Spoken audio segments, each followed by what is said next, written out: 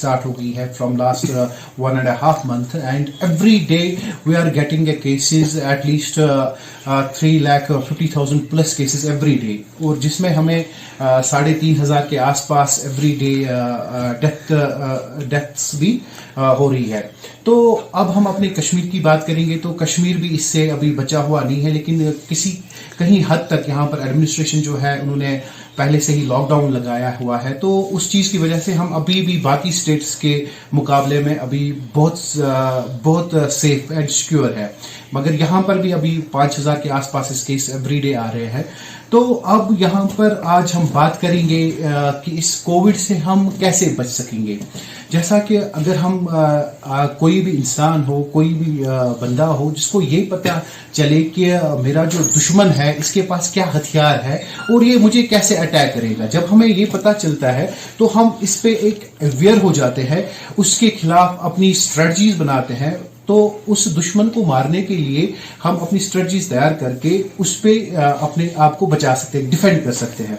तो same is the case with this virus. ये हमारी जिस्म के लिए एक दुश्मन है हमारा।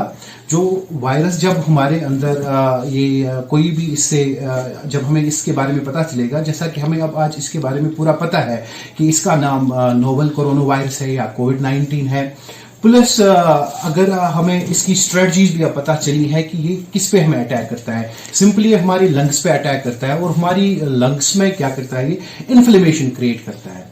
जब हमारे लंग्स में इन्फ्लेमेशन होती है, उसकी वजह से जो हमारे पेशेंट्स होते हैं ये एस्थमेटिक, सीवियर एस्थमेटिक अटैक आ जाता है, जिसकी वजह से आप सबको पता ही है कि हमारे पेशेंट्स आज उस सीवियर अटैक की वजह से ऑक्सीजन थेरेपीज पे है, या किसी पेशेंट्स को वेंटिलेटर्स की जरूरत पड़ती है। एज ए माइक्रोबायोलॉजिस्ट मैं आपसे बात करूंगा।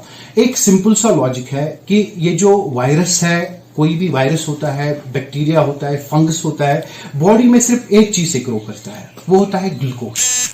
अगर हम यहाँ पर एक चीज करें कि इसका हम ग्लूकोज, जो हमारा दुश्मन है, जो ये वायरस है कोविड-19 जो कोरोना वायरस है, इसका ग्लूकोज हम स्टॉप करते हैं बॉडी में, तो उस चीज की वजह से क्या होगा कि 4 से 5 दिन के अंदर अंदर हम इस वायरस से छुटकारा पा सकते हैं।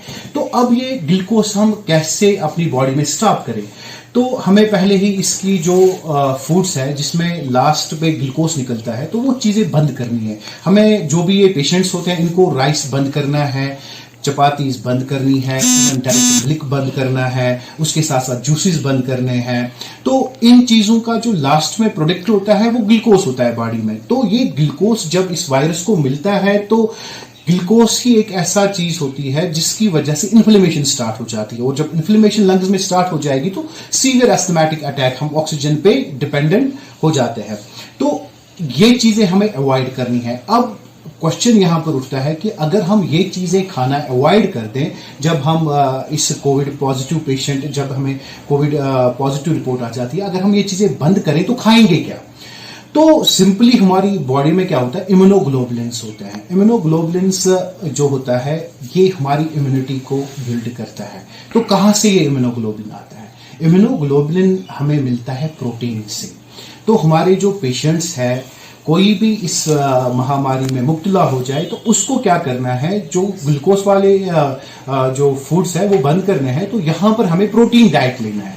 प्रोटीन डाइट में क्या आता है, मीट आता है, चिकन आता है, एग्स ले सकते हैं हम, मगर अगर या हम कर्ड ले सकते हैं, चीज ले सकते हैं। तो अगर हम यहां पर अब देख ले, जो भी प्रोटीन रिच डाइट होता है, इसकी वजह से पेशेंट्स को कॉन्स्टिपेशन हो सकती है। ठीक है, तो कॉन्स्टिपेशन से बचने के लिए हमें इसके साथ हमें फाइबर्स चाहिए। तो फाइबर्स में क्या क्या आता है, फाइबर्स में हम सब्जी ले सकते हैं, ग्रीन वेजिटेबल्स ले सकते हैं, सैलड ले सकते हैं। लेकिन यहां पर भी एक चीज का ख्याल हमें रखना है कि जो जमीन के नीचे से सब्जियां जो होती है, लाइक पोटैटोज होते हैं, गाजर होती है, वो चीजें नहीं लेनी है। उसमें क्या होता है, उसमें फ्रैक्टोज होता है, और फ्रैक्टोज भी ग्लूकोज का एक फॉर्म है।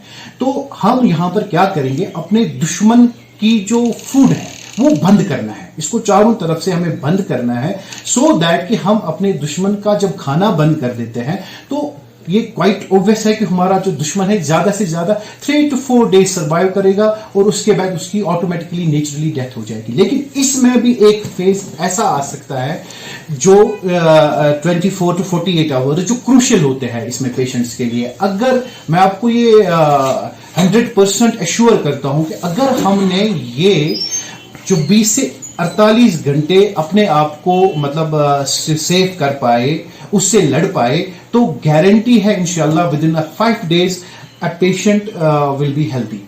यहाँ पर अब फ्रॉम लास्ट फ्यू डेज इसका जो वेरिएंट है, अब जो इस टाइम करंटली वेरिएंट चल रहा था, ये 3 times मोर पावरफुल था जो पहले कोविड-19 का वायरस पाया गया था वुहान शहर में।